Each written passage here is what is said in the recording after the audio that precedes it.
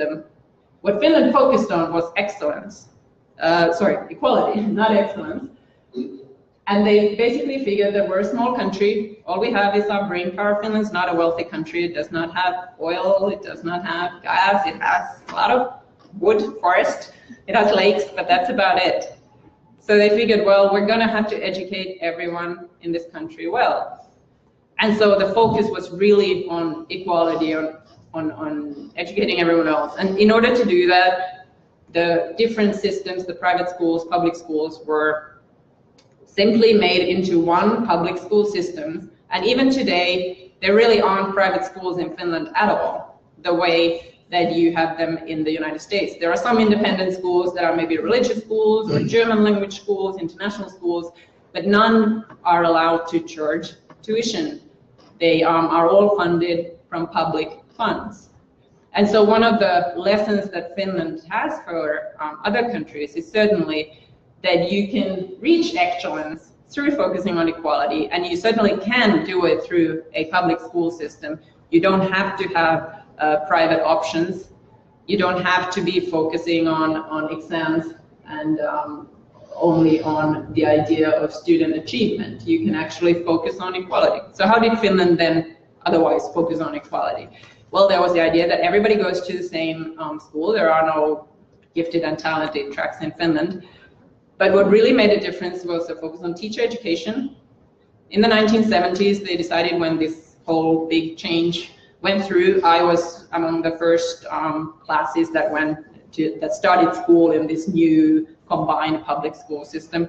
All teachers have to have a master's degree from the first grade up to high school, and the teacher education systems are very good. They are very much sort of standardized so that every teacher in Finland has had a similar high quality education. So that, of course, already in itself guarantees that every child, wherever they go to school, they have a highly trained teacher.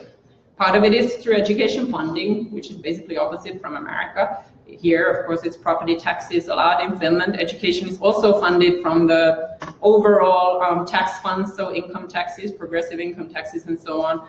And the central government sets minimum amount of hours that all schools have to do, so you can't cut arts, so you can't cut PE. Otherwise, schools have a lot of independence because the teachers are well educated, so people can sort of trust that the teachers know what they're doing, so they can figure out how they teach this curriculum. The core curriculum in Finland is very general. It sets the minimum hours of education in each subject, so the schools can't start cutting subjects. It sets sort of general goals, but otherwise schools can do it as they like. But funding is in many ways centralized. Municipalities fund schools in the area, but the central national government also directs funds to different municipalities. And in particular, they direct more funds to areas where there's more unemployment, more immigration, less education, high education among parents. So it's sort of reverse of what often happens in the United States, where wealthy, educated areas then have more money for their schools.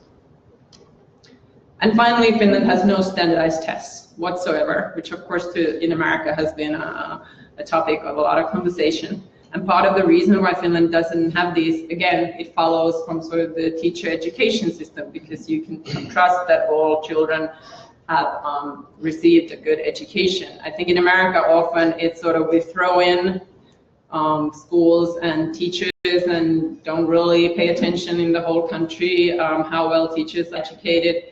In Texas, you can basically do an online course and become a teacher. But then later you start testing students and figuring out how to get rid of the teachers who are not good enough. From a Finnish perspective, if you take care of it from the beginning, then you don't have to watch over the shoulder of teachers and schools anymore.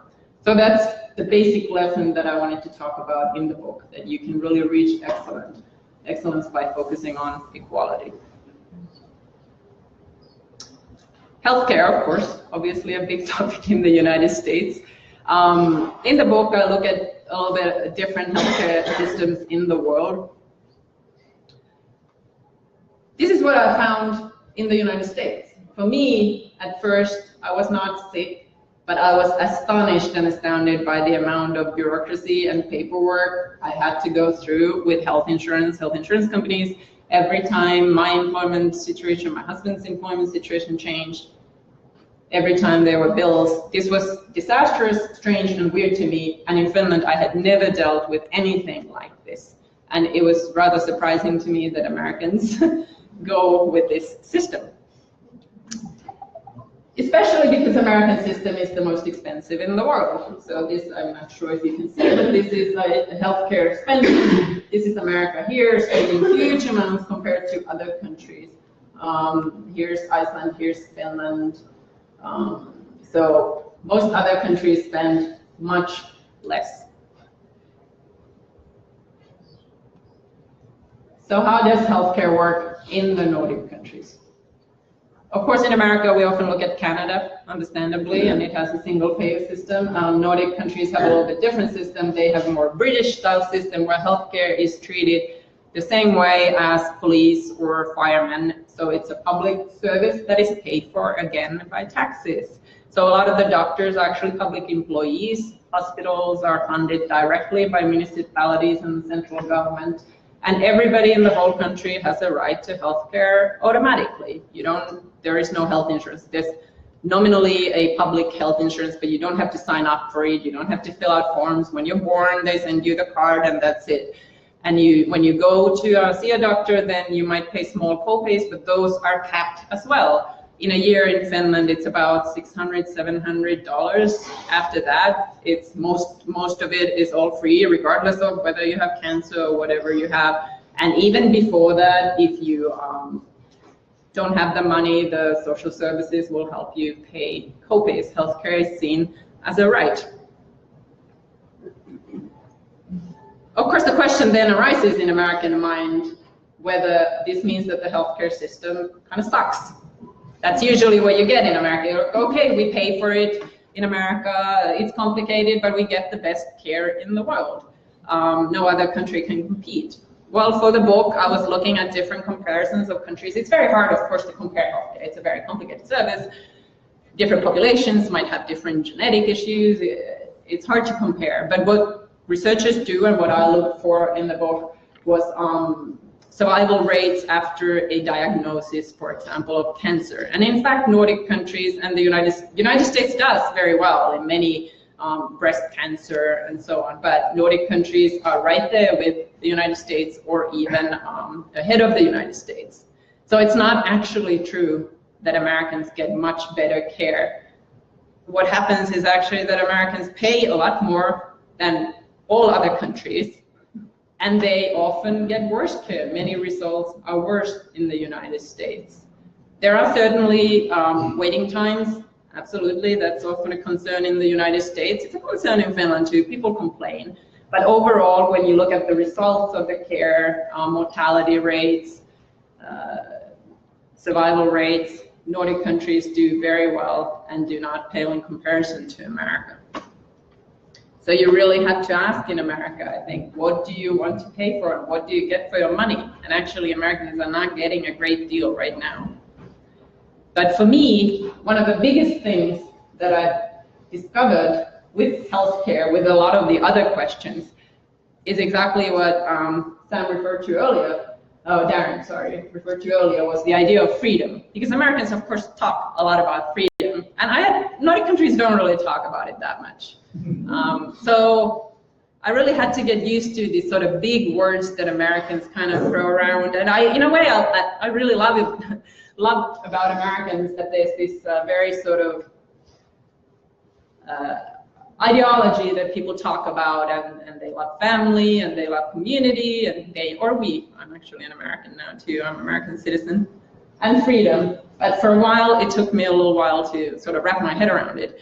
And how it relates to healthcare, for me, it was astonishing to think that my healthcare in America is dependent either on my employer or my spouse.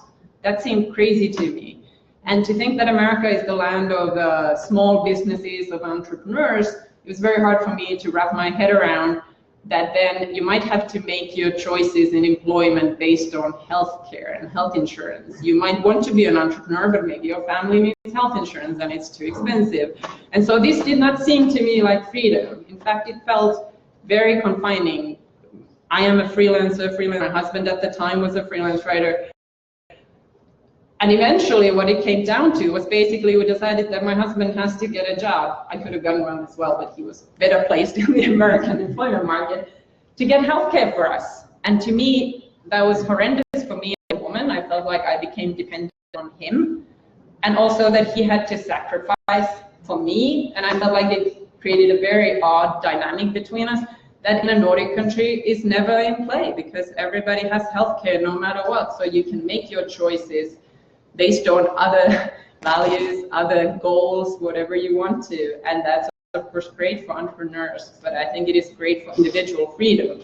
So in America, when people talk about healthcare and freedom, and we want the freedom to choose our doctor, we want the freedom in healthcare, as if having government involved will take away your freedom.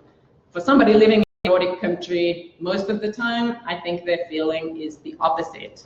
Having the government arrange healthcare for all of us gives us freedom of the bureaucracy, of the bills, of the insurance companies. I never thought about healthcare in Finland before I moved here because I didn't have to. When you get sick, you think about it. If you don't have to. But here, you already have to spend immense amounts of time. And so, what is freedom? I would say, fair question. So I'll now just talk about a few of the key sort of more philosophical ideas in the book to start sort of wrapping up. And so, when I moved here, I was looking at relationships that people have inside families. And just like with the healthcare as I described now, I was a little bit surprised by what I found, because we always think that Americans are the freest of all. But it seemed to me that children were very dependent on their parents in many ways. Their fate in America was very dependent on their parents, whether their parents can secure good early childhood education, good school, can they pay for college? And this was, of course, the opposite of the American dream, the idea that I had learned to.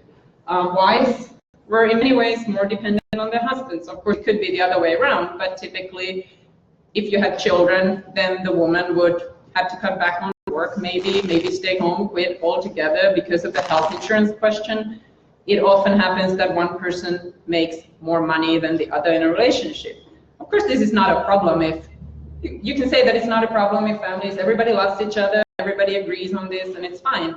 But often it can create all kinds of resentments, and for me as a Nordic person, it felt very odd in Nordic. So I was thinking about this, and then I ran across these Swedish academics. One of them had lived in the United States for decades and been a professor at Partanen College, and they had thought about this exact same thing. And so when I read what they were saying, I was like, exactly. I mean, I'm from Finland, but they really put their finger on what had been sort of troubling me. And they talked about the Swedish theory of love. So I interviewed them for the book. They're in the book, but I called it the Nordic theory of love because it was so recognizable for me.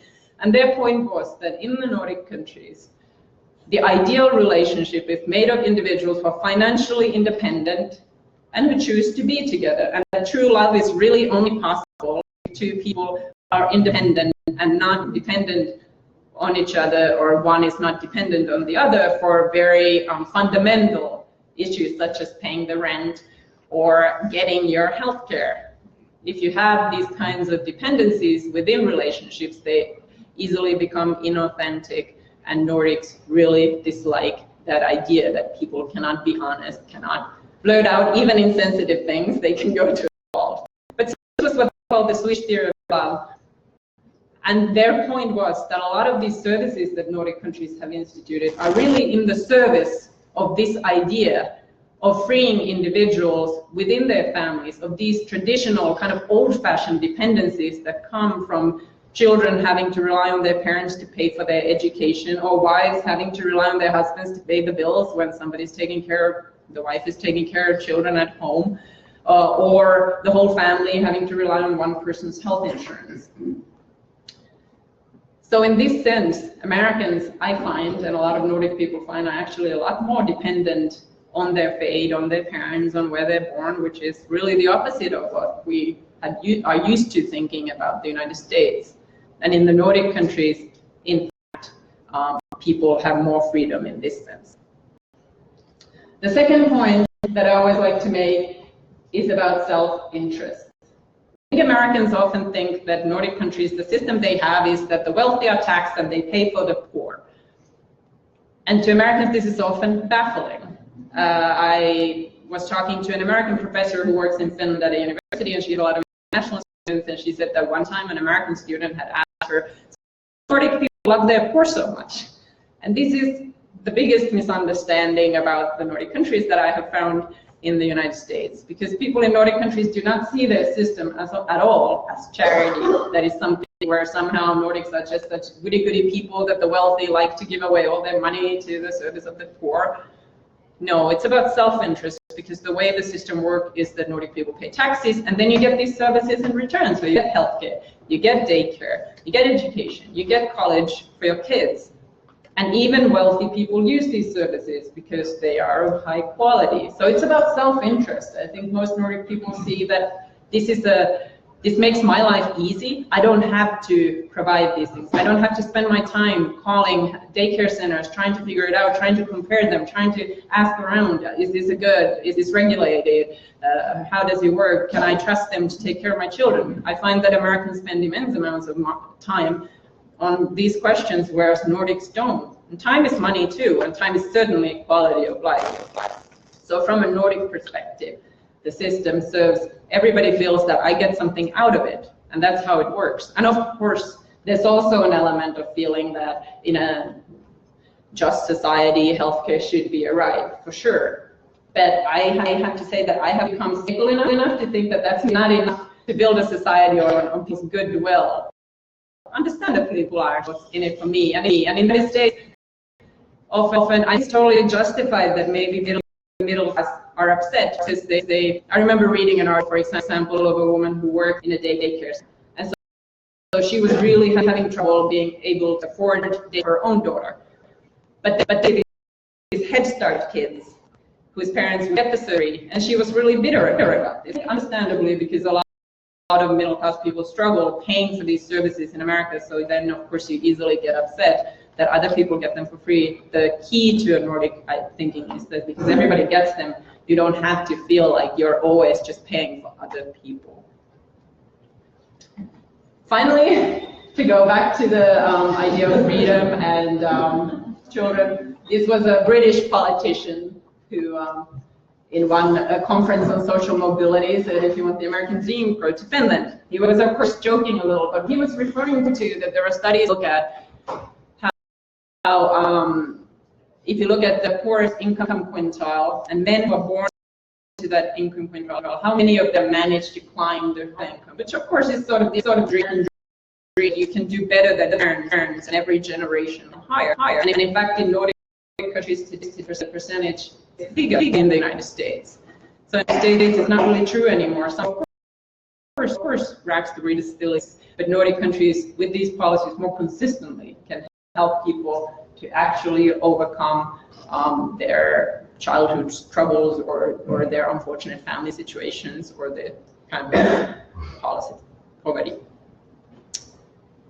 I think Americans can still be a little baffled. I think I'll just briefly discuss a few questions. So, of course, there's the question, will it work here? And so the questions I often get asked is that, well, Nordic countries are so marketing. So my point is that, well, there are a lot of states that have much population in Nordic countries, and a lot of these policies can be by the states, as you all know, we'll talk about might want to be doing. So it's not really size doesn't mean you can't do it. And on the other cases, business, we always think the bigger the better. You can have economy of scale. And can work in social services for sure. Well, of course, we tend to think that it's better to have them locally. But if you look at, for example, school funding, in that case, I think bigger can be better if you have a bigger area that funds all schools instead of keeping it hyper-local. Another point is, of course, diversity. America is very diverse, for sure, and Nordic countries are not as diverse, but I think they are today more diverse than Americans think. Sweden actually now already has, as a percentage of population, more foreign-born residents than the United States has, and a lot of these people come from poor countries, from Somalia, from Iraq, so, and this does create tensions, for sure, in Nordic countries. Also have anti-immigrant parties that do not want others to come in to our system. But overall, again, because it is more and thinking that this is charity. I don't really think that the diversity is all that means a Nordic country, or that means that if you have a place you can do this. And if you look at America, places like New York and California are very much a progressive side and doing a lot to implement policies along the lines of Nordic countries, and they are among the most diverse states. So I do not want to minimize the history of racism in America. We all know that it's a big question, and certainly can stop people from, even make people vote against their own interests. But I don't think it ends the conversation overall. Right, so these are those. And then there's other countries, of course, Canada or Holland, that are very diverse, that do a lot more Nordic style policies. Here are just a few examples, perhaps you're aware of these. I'm not mentioning Vermont, but I will. I'm sure after this visit. But so a lot of new initiatives have asked for parental leave in DC or California. No wages paid 6 days, public paid. So these are really things that are happening in the States. Oh, actually, of course, yes. And though it didn't go so well in the end, hopefully better next time. The main point is that this sort of American dichotomy between socialism and freedom is really just a false idea. It's not about one or the other. It can certainly be about both. So I think I'll leave you guys there, and we can discuss more specific questions.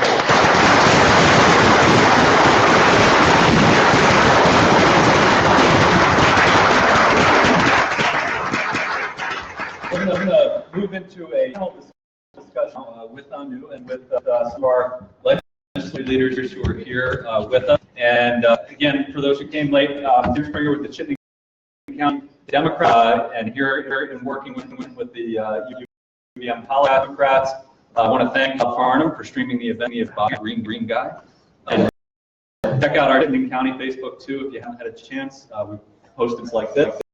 So we're going to move to with Anu and with Representative Joe Krawinski, Representative Sarah Copeland-Hansis, Senator Debbie Ingram, Senator Chris Pearson, and Representative Ann Pugh joining us up here. And I'm going to set this up for a second, bring some chairs over, and then we'll get started.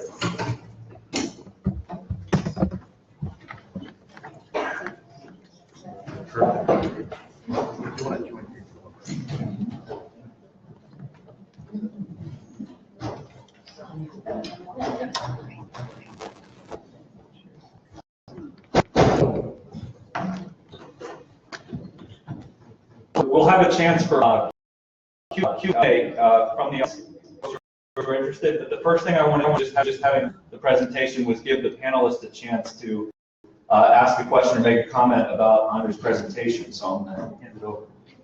Thank you, Darren. Thank you so much for being here. We've been making a lot of progress here in Vermont when it comes to really tackling these old, outdated laws we have on the books when it comes to workplace policies, right? So right now, I feel like we're still stuck in the 60s with some of the policies we have on the books, but we've been making progress. So for example, we passed a pay equity bill a couple of years ago that really helped with not only changing the gap in what women and men pay, but also allowing for workplace flexibility to allow that conversation to happen. But yet, even with that, women earn 16% less than men, and we're among the best, which is crazy. we're leading in that. We have earned sick days now in Vermont. The House just passed a paid family leave bill that allows up to 6 weeks at 80% of pay. So I feel like we're starting to make progress here.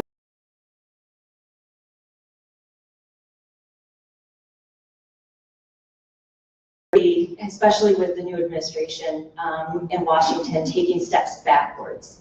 And so along with these workplace policies that we're doing, I feel like there's so much else that we could be doing. And I would love to hear any other thoughts or strategies that you've learned about to help empower and to help women with equality. Yeah, that's a great question, and I've been thinking about that a lot because it does seem like in America, sadly, it's almost going backwards. So Nordic countries overall also lead the world in gender equality. When you look at politics, all these countries tend to have often almost 50-50 parliamentarians are women, not quite there. In Finland, it tends to be maybe 40% women. Most of the cabinets in government are half and half, men and women, female presidents, female prime ministers. So how do you get there? That's of course a discussion, and in Nordic countries too, there's still difference in pay between men and women, which is constantly a big discussion and debate. But so one of the key things, of course, is partly these workplace policies that allow women to keep working. Part of the things Nordic countries do is trying to really encourage men to work. So one problem that Nordic countries do, and where actually the United States does better, is that in Nordic countries, women are less likely to be managers in private business than in the United States. And that's, of course, a very sad state of affairs, and I think shameful for Nordic countries. And one of the reasons is because there's long parental leaves, and women still take more of that time than men. And the solution that Nordic countries have tried to now do and are constantly doing is making longer and longer the part of parental leave that is earmarked for the father, with the idea that once men and women take the same amount of time off, then women will also climb with the men equally to higher positions. In Sweden, you actually get a bonus if the parents do 50-50, then they get more parental leave money. So Sweden, I think, does the best. But then in terms of otherwise with pay equity, for example, Iceland has just introduced a law where they would require all companies to do an audit, basically, where they look at all the salaries across the company and compare whether men and women, what do they make, and if they're in similar positions, they have to either make a case why this is, or they have to equalize the salaries. And so this, they've done pilots and started, and a lot of the companies have actually been fairly positive about the experience, because I think often these differences do not come from people being evil or the managers being like, oh, I want to pay women less. They just don't even realize that they unconsciously do it, or they unconsciously think that somehow a woman is less educated or less capable. And when they're forced to systematically look at them, they have actually been sort of pleased to have to go through this process and realize their own biases. So that's certainly one way to try to help. And there's also quotas. Norway has instituted quotas in company boards of women. And interestingly enough, I was just looking at a study that had been done, I think it was in Sweden though, but it was about political parties that had set quotas for how many candidates they have, women and men. Instead of course, usually the argument is that, well, then you're going to have so many incompetent women that this is a terrible thing, that this is what quotas lead to. And what they discovered was actually that they had more competent candidates after that, because the women tended to be better educated and have more experience than men. So what it really did was it removed incompetent men and brought in more competent women. Well, thank you for giving me a bill idea for next. So I'm thankful that part of your presentation tonight really touched on this concept of dependence, because that was the aha moment for me when I was reading your book. And I had to put the book down and stop and really kind of chew on these issues and think about them. Because we have this idea in the United States that we are, fiercely independent, and that, land of the free and home of the brave and all that. And it's something that we actually do vocalize in a way that is fun to hear you kind of make note of. But this concept of dependence really struck home for me. So I'm a small business owner, and my family's business is a small manufacturing company here in Vermont. And so one of the things that you always hear around the Thanksgiving table is how hard it is to be in business, to make ends meet, because you have to pay for health care, because you have to pay for workers' compensation insurance, and oh my gosh, don't make me raise the minimum wage, because that will be another blow to my business.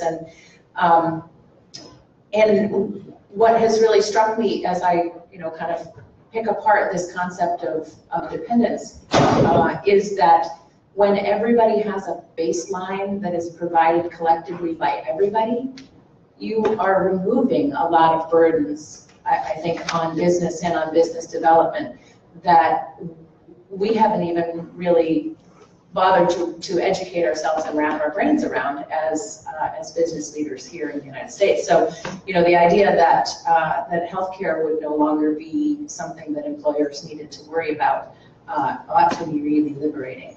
And so that's that concept of dependence is one thing that I was thinking about. Jill mentioned that we have paid sick days here in Vermont, and I, as a business owner, you know, pay for my employees if they are going to be out for their, you know, if they're going to use their sick days, I pay for that.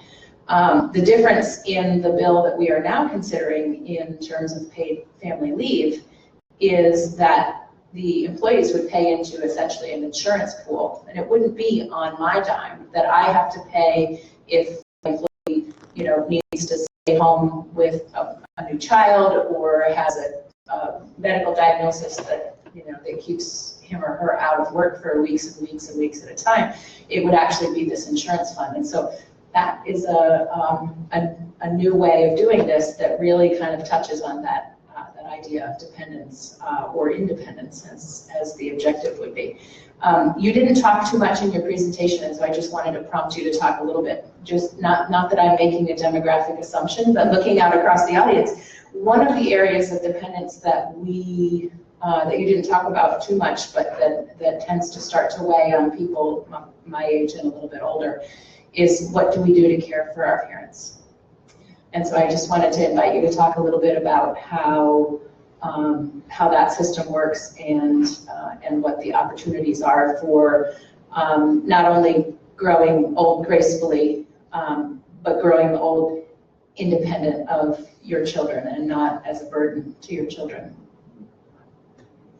Sure, that's a really important question. And of course, in Nordic countries too, populations are aging rapidly, so elderly care and is a big topic of conversation there as well. But definitely it comes to the same point about dependence when I was talking about how children are dependent on their parents whether children have opportunities to school and so on. Then of course it flips later. Often parents might be dependent on their children, whether their children can help them navigate healthcare system in America, or pay bills, or help nursing care payments, or whatnot, or women quit their jobs to take care of their elderly parents. So that is certainly another dependency that happens in the United States much more than in a Nordic country. So Nordic countries pay for home healthcare visits, or people who come to your home to help do grocery shopping or cook for you, or nursing homes through taxpayer funds, just like for healthcare and so on. So there's public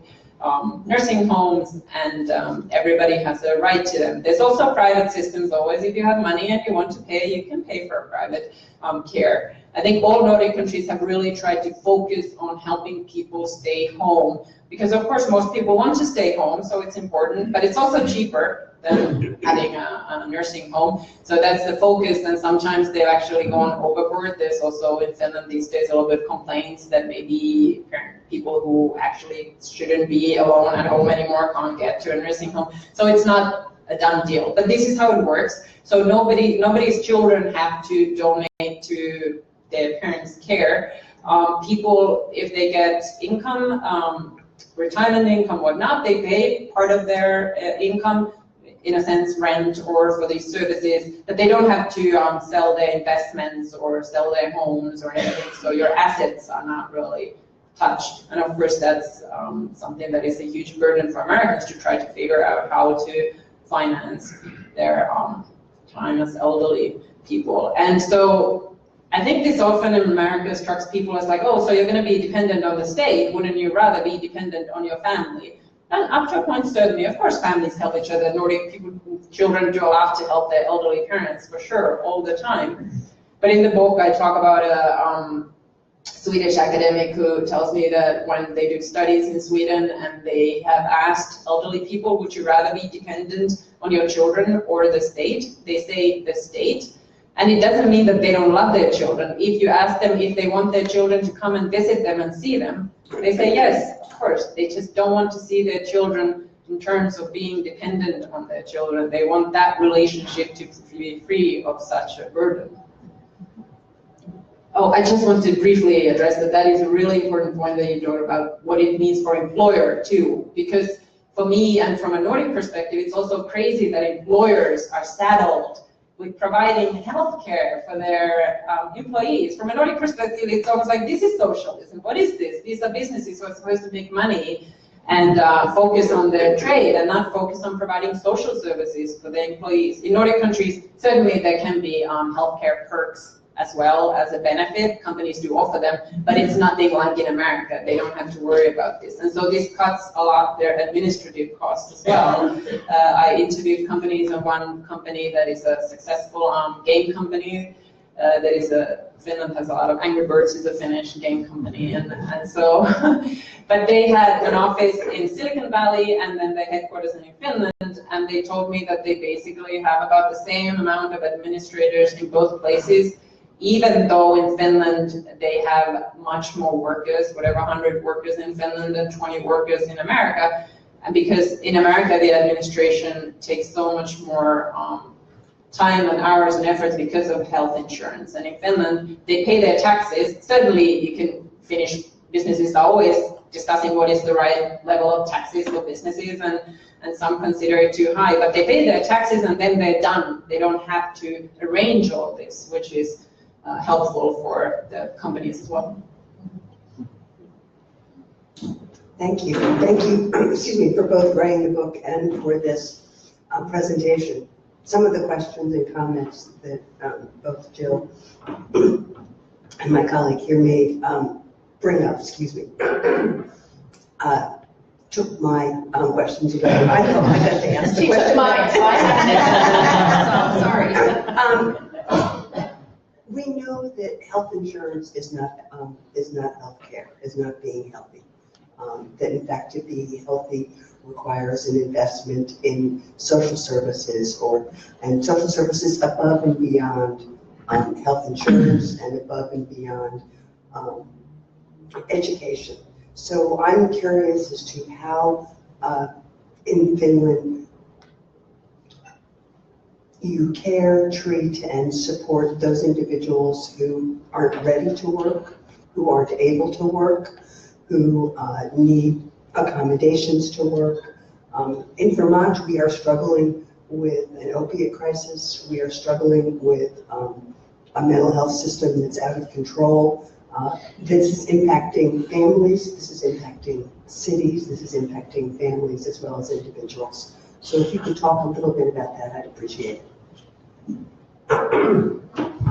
So overall, there is a system, well, if you're not able to work, you can get unemployment benefits, and then you can get basically monthly payments forever if you need to. It's not food stamps, and it's not that your unemployment benefits run out, but there is support that everybody has a right to if you're unable to work. Certainly Nordic countries do great efforts to get people to work. So if you do get unemployment benefits or other kinds of help, you are required to meet with officials who are trying to help you find employment and so on.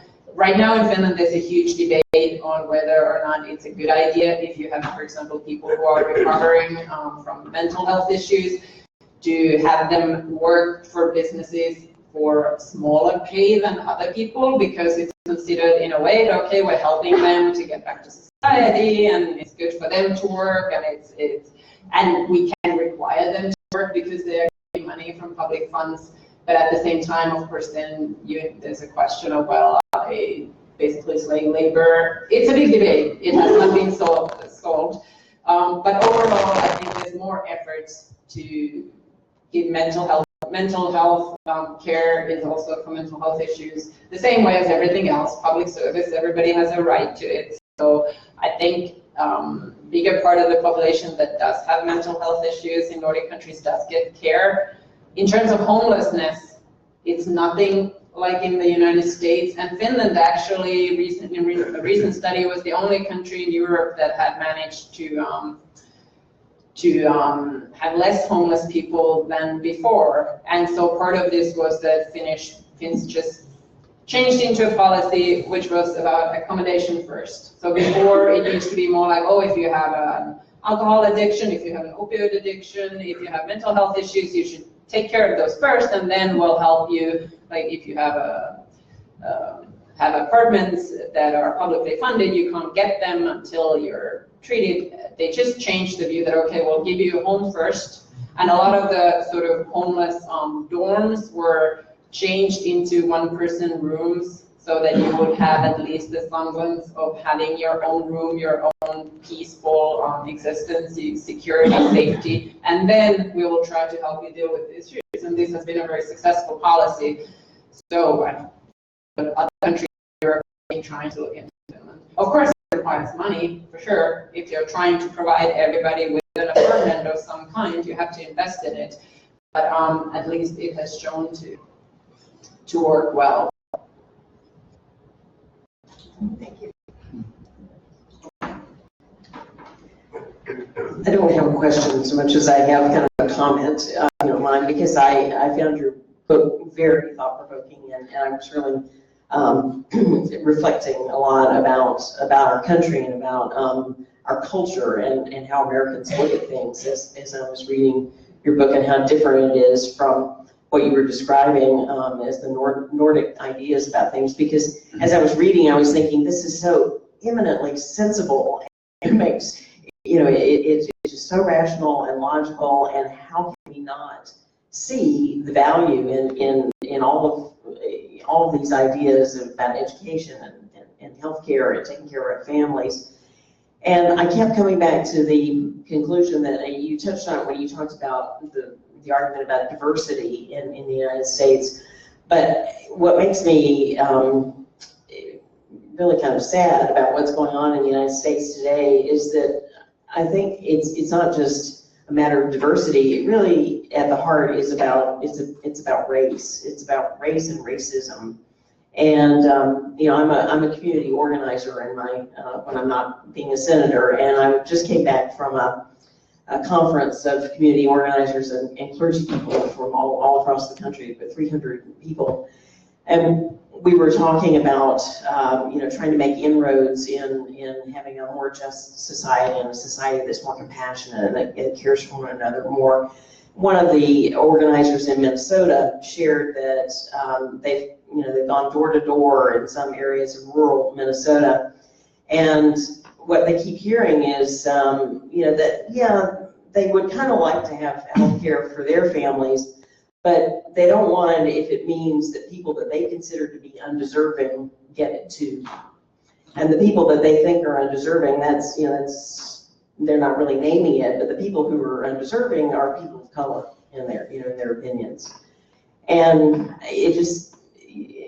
that's what really came to mind when I was reading your book, is how do we address some of this, in our country? How do we get past, our history?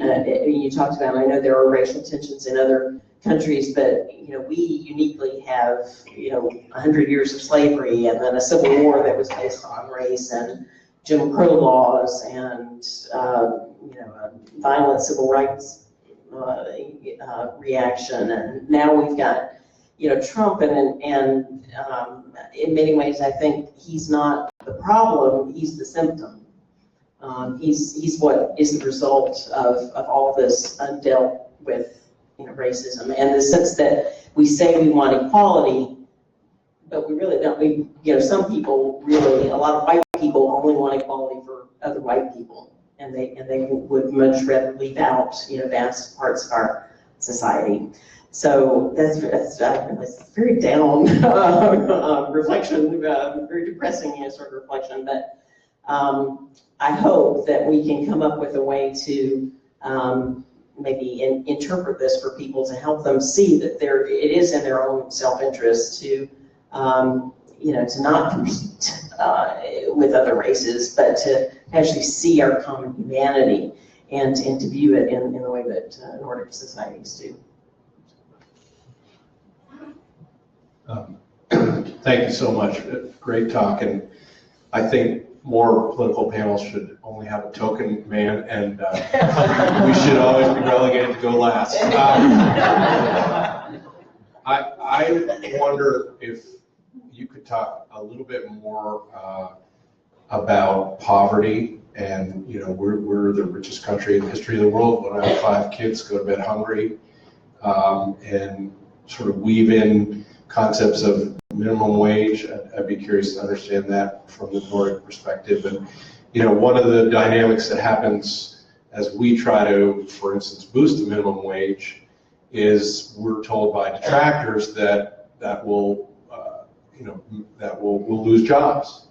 And so you knuckleheads, you know, you want to give people more money in their pockets, but you're going to destroy jobs. And so we fall for that. And I wonder, as you described the beginning of, you know, 50, 60 years ago in Finland, that there was a much more depressed economy. And so if you could just talk about some of those transitions, you know, to help us see through these tough times. I mean, we clearly have to change the dynamics, and particularly it's acute around poverty, I think.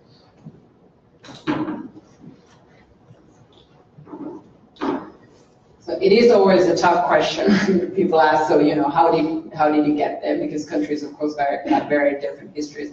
Finland, in fact, used to be part of Sweden, then used to be part of Russia, and became independent at the same time as the Soviet Union was formed.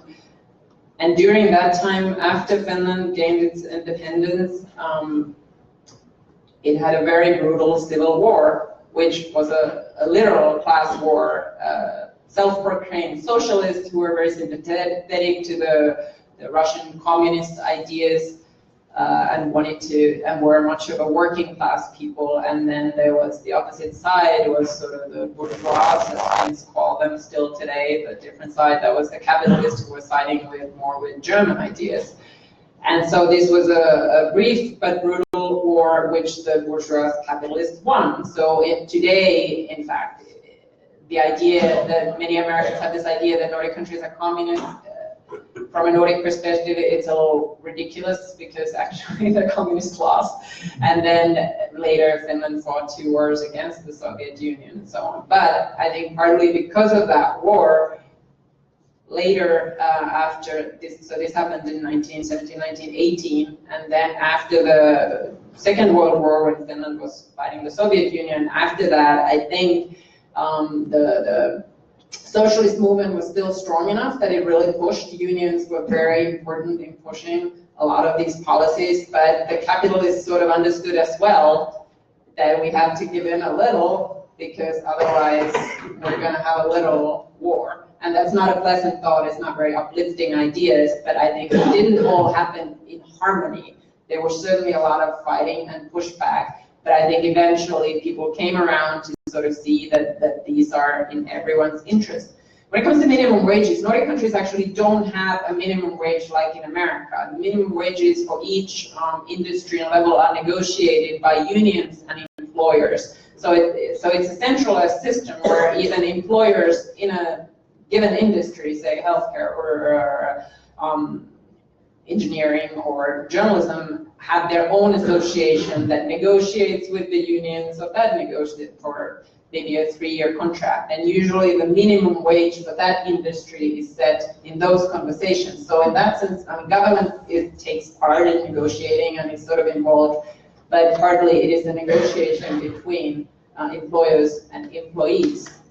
I was looking actually, people often ask me about salaries and wages. I think it's hard to compare between countries, of course, because then different costs of living and so on. And if you look at McDonald's worker in Finland today, they make about $15, which is what Americans are trying to get to.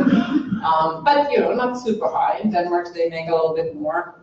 But what you always have to remember is that because of these universal policies, even the people making this lowest wage have the right to pay parental leave, to pay vacation time. Everybody gets 5 weeks paid vacation a year, even if you're a McDonald's worker, paid sick days. So in that sense, I think in America, minimum wage actually should be a lot higher than in Nordic countries because you in many ways pay for these things out of pocket after paying your taxes, whereas in Nordic countries, they come from progressive income taxes. So in a sense, everybody pays on a sliding scale through progressive taxes. In America, many of these things are actually flat taxes. Health insurance, is the same for everyone. If you want the same quality health insurance, you pay the same.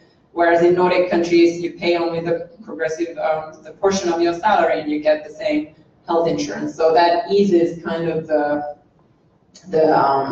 pressure on discussing just the minimum wage. Having said that, there certainly are, there has been a discussion in Finland whether the salaries are too high to compete with other countries, that we should have more lower paying jobs so that companies will hire. Because it is true that in a Nordic country today, it can be, for a company, it's a bigger investment to hire an employee than it is in the United States, even though I think usually when people calculate these, they don't count in, for example, health insurance. Like I was saying, American employers can have bigger costs, but of course you might be a small employer who doesn't give health insurance. So in that case, so certainly it's a discussion in terms of losing jobs in Finland too. Of course, there's often discussion of whether would we have more employment if the salaries would be lower. But I really think that what it comes down to is in America, taxpayers are subsidizing, for example, fast food workers. With a lot of them get food stamps even though they work full time. So in a way, taxpayers are already subsidizing these companies that make huge profits. So you really have to ask, well, why are we doing that? Is it our job? Isn't it the company's job to pay a wage that people can live on? And so in Nordic countries, I think because these universal policies are the same for everyone, and because unions are stronger, so then that works to the advantage. So there's not the kind of poverty that you see in the United States, where people actually don't have enough money for food or can't pay for daycare. So the conversation is a little bit different. Thank you. So great discussion on the panel. Want to open it up for audience Q&A, and be questions that the whole panel can react to, or folks can react based on the question. But why don't we take a few minutes and see if there are questions from the audience? Yes, sir. So my question is about special interests and money in politics. Can you talk a little bit about how Nordic Yeah, that's a great question, and it's a difficult one because I don't really have a clear answer. In Finland too, there's a lot of discussion these days, especially Nordic countries tend to be very, they do well in regards of not having corruption, and they're sort of perceived as more honest. But if you really look at it, Finland is a small country, and a lot of companies do lobby and do, for example, now in healthcare, there's a big fight because the government wants to reform it, and there's some reasons certainly to reform it to give people more choice and so on, but the private companies are really lobbying hard to change the system into one where anybody could go to any doctor, private or public, and the taxpayers would foot the bill. And it's not necessarily a bad idea. Sweden already does this up to a point. Instead of having public employees, these would be private companies. But so the same dynamic does exist up to a point. I think that the amount of money in American politics, Finland doesn't really have a law either that would stop people from making donations, but after a certain level, it has to be public, and the politicians have to be donors. They don't always. There's been scandals where actually, if you go and look at the disclosure form, they haven't disclosed it, so they're not pure by any means. But there are certain regulations, certainly, that at least try to make it more transparent than in America with super PACs currently. I have to say, I think partly also because Finland is just smaller. If you think about in America, especially in national election, if you have a politician who needs to campaign in the whole country, they need a lot of money to do that. Whereas in Finland, I think by American standards, it's shockingly little that they spend on advertising. It's not forbidden. People do political advertising, but the culture is very different. But unfortunately, I've actually tried to look into this because I've been wondering about it myself, but there isn't any clear rule that would explain it. I think partly it's maybe because of here, the size of the country just makes a difference. Of course, here too in local elections, it would be different. If it's a small local area, it would be a little bit more like Finland, that you can get the word out more. One thing I have to say about elections is that as much as I, in theory, love the American idea that you elect everyone, that you have 100 people on your ballot that are whatever controllers or different judges, You don't do that in Nordic countries. Judges are not elected by votes. They're named, they're basically like here, whatever member civil servants. And I think in the US that is a problem. I don't really understand why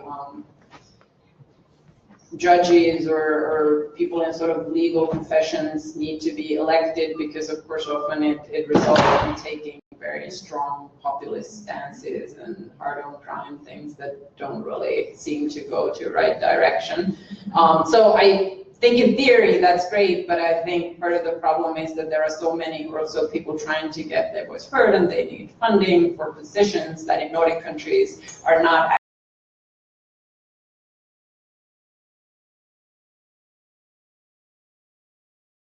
moving along in civil service.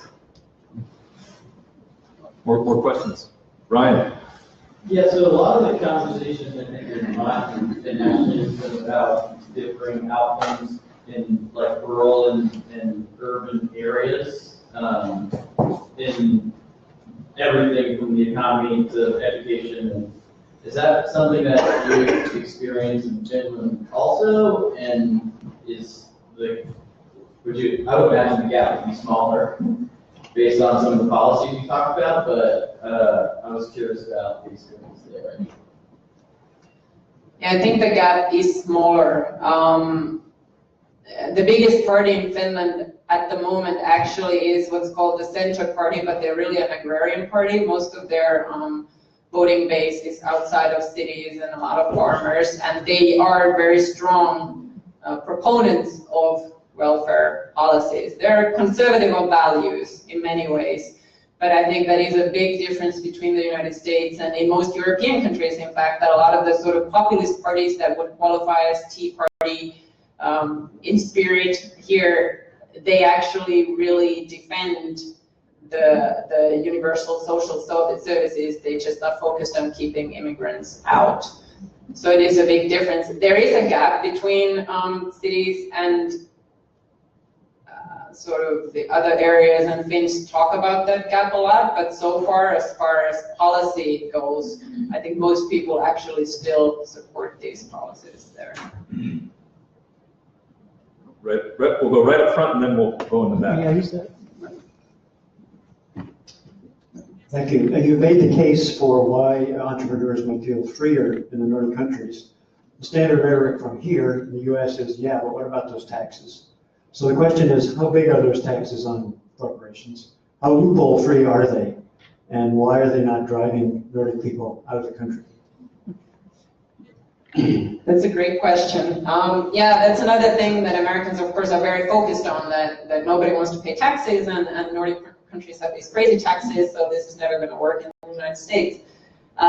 Nordic countries used to have crazy taxes, 1970s, even still 1980s. You might have those tax rates, income tax rates of 70% that Americans often still think that Nordic countries do, but they do not anymore. This is part of the change, I think, like I was saying earlier in my talk, that within the last 30 years, I think Nordic countries have changed a lot, the United States has changed a lot, and Nordic countries have in many ways caught up, and the United States has sort of been sliding. Taxes are one area where Nordic countries have really cut taxes a lot. So in terms of income taxes on the average person, for me, I talk about this in the book too, but when I filed my taxes in New York City and in Finland, I had to, for 3 years after I moved here, I filed in both countries. I actually paid less in Finland, but I would have gotten so much more in return. But of course, this was because in New York, I paid state, I paid city, and federal taxes, and being a self-employed, I also pay self-employment tax in America. Finland has a system of, you have to, if you're self-employed, you have to pay self-employment insurance, which is effectively a little bit like self-employment tax here, but it gives you, as an entrepreneur, also paid parental leave, also paid sick days that come from this fund, because it's not from your employer. So it's a much better deal than here, and it gives you health insurance as well. So my take on taxes always is that you should not really, or Nordic people would not focus on so much how much you pay, it's what you get in return. What are you paying for? And Nordic people get all these benefits that Americans pay for in after-tax dollars. But overall, the income taxes are lower. Corporate taxes also. Finland has about 20% rate of corporate tax. and of course America has higher. So for companies, that's not really the issue. What the companies complain about is the cost of hiring an employee because they have to contribute more than in America to employees, sort of social security and these insurance funds that then fund everybody's paid parental leave. So that is an issue, but not so much in terms of income taxes or corporate tax rates. Whether this kills companies, of course, people always say that, oh, high taxes kill companies, but if you look at Nordic countries, they have you look at Sweden, all of those, H&M, IKEA, I mean, their companies are famous and global and do well around the world. Finland, Nokia used to be the biggest mobile phone company in the world. Right now, there's a lot of mobile game companies that produce the most popular mobile phone games in the world. So it's certainly not killing entrepreneurs or killing innovation or taxation, even though Americans often think that it does. But Nordics do overall, they collect more taxes than America, and they collect taxes on consumption, so gas, cars, alcohol, things like these often cost more in Nordic countries, and people complain. There's constant discussion whether this is the right level or not the right level. But I think overall, if anybody visits Nordic country today or reads my book or looks at Nordic companies, you can see that it's perfectly possible to run successful companies with Nordic taxes. And it's perfectly possible for people to have a very high quality of life. You see Nordic people traveling around. Now that I live in the United States, I'm amazed when I look at my Facebook. All my Nordic friends, all they do is travel to Thailand or rent a house in Tuscany for the summer. They have their paid leave, so they have time to do it. But they also have money left over after their taxes to do this. So the taxes are not so high. And as we saw in healthcare, Nordic countries pay a lot less for their healthcare, so it can also be more efficient. So then you don't need as much taxpayer money as Americans always think that you do. Gentleman in the back. You mentioned the role of unions in negotiating minimum wages in various industries. Could you describe the sort of forms of worker representation in Nordic countries and how they might be different from the United States? That might be a little bit tough question for me. I'm not sure how well I know about American system. But yeah, so basically, pretty much all employees are unionized. They don't have to be. So that was a big difference to me. I was surprised in the United States when I learned that sometimes you have union jobs and you have to be a member of a union to get that job. This does not exist at all. Being a member of the union is completely voluntary in the Nordic country, and if the unions negotiate a base level salary, then everybody gets it, whether you're unionized or not. It serves the whole industry. So the reason why Nordic countries have such high union levels is, well, partly people believe that unions negotiate for them, but partly, I guess one of the things that the unions have managed to do, which was smart, is that the unions are in charge of running unemployment funds. So basically, when you pay your union dues, you're also paying into a fund, and when you're unemployed, based on your salary, you get, on a sliding scale, money out of there. And this is sort of, there's discussion all the time. A lot of the employers would want to take this job basically away from unions and give it to the government so that people would not have as much incentive to join a union. But this is something that unions, I guess, have very smartly fought for themselves, and this results in a lot of union membership and, of course, union power. Usually, the workplace will have, of course, union representatives. I don't think Nordic countries are quite as advanced as in Germany, for example. I understand that often company boards have a union representative or an employee representative, which I think is great. I don't think Nordic countries really do that in general, but because union membership is so high and because of this centralized system where unions and employees associations negotiate, then unions certainly have much more power than in the United States now. But I think partly maybe the part that it's voluntary and it still applies to everyone in that field is also a key. In America, I find it somehow even to me as an employee, it seems coercive if I would have to be a member of the union. That would also seem like it would be infringing on my freedom. We do one more question right over here, and then we'll wrap up. we haven't really talked about children much, I've noticed, for myself. And I was just wondering, I know that I have high respect for Nordic countries and for all the social services that they provide free of charge or really just on taxes. But because of the higher quality of life, I'm assuming that there's less child abuse and neglect in Nordic countries. I know that in America, 1 in 5 children, I believe, go hungry every night, and that has a lot to do with the pay. That has a lot to do with what people can afford and social services that are provided, and the inadequate social services that are provided that really doesn't meet their basic needs, in fact. So I just wanted to hear about that and how prevalent, I guess, child abuse and neglect is, or if it's not prevalent. I haven't seen specific studies on that, but I did read UNICEF has done studies on children's well-being where they look at multiple factors, and so they look at material well-being, hunger, what you own, poverty levels, and then they look at relationships, what children say when they are asked about their relationship with their family and abuse, and Nordic countries do very well on that regard as well. So I think overall it is true that Nordic children, at least based on studies, tend to be doing better than America. Of course, it all comes together again because there's less poverty, they have more access to early childhood education. In Finnish schools and other policies that all children get free lunch. That's just across the board. Everybody gets it. It's taxpayer funded, so there's no question of whether you have to qualify or not. And I think all of that contributes to children's well-being, but I think all of these policies also contribute to families' well-being because, of course, then family life is more sane, your finances are better, healthcare is better, healthcare system is better able to catch problems and issues with families. So I do think it makes a big difference for children. Certainly, of course, there's childhood abuse cases every now and then. I was just reading, I think Sweden was actually maybe the first country in the world that made it illegal to hit your children, basically. So there's a long tradition of also seeing children as partly independent of their parents, and that the state's duty is to support children's well-being so that they are not at the mercy of, how well their parents are able to handle life or whether their parents are abusive or so on.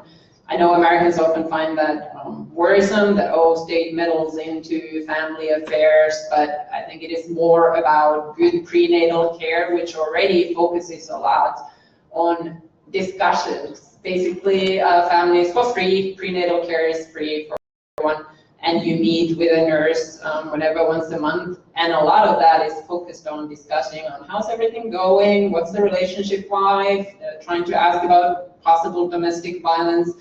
I just had a baby here in America. I have a 3-month-old baby, and I certainly felt like I got great medical care. I saw my OB/GYN all the time, but that was very focused on physical aspects of pregnancy. Nobody talked to me about my relationship with my husband, or she maybe asked, my doctor asked me that, is anybody abusing you? But it felt like maybe she had to tick off the list. And I know that in Nordic countries, they sort of, big part of it is actually giving advice and being there and talking, and it continues after the child is born. You still go and see, maybe not the same nurse, but you go regularly, and the idea is to support parents also in raising the children. And I think this is also a big difference again, because it's a universal policy for everyone. So the stigma of, you are a family that has problems and we need to monitor you and the government needs to see you, which might happen in America if it's only social services.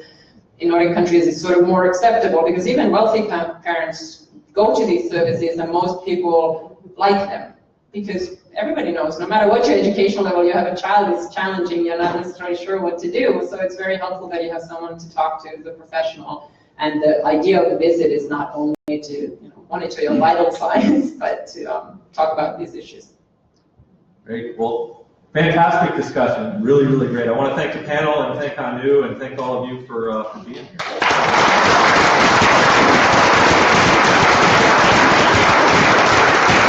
I think there are some books for sale outside if anybody's interested. We have some books, $15 a book. I think we can only take cash, but I'm happy to sign if anybody wants to buy. Christmas is around the corner. Thank you. Yeah, that was a great discussion. Take care. Who did the artwork? It's actually a Finnish illustrator. The American publisher, I gave him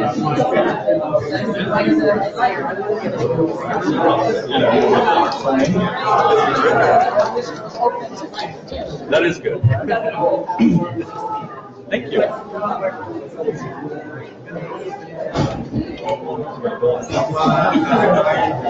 you so much. That was really great. Oh, okay. Well, it's a good question. I was thinking about it, so I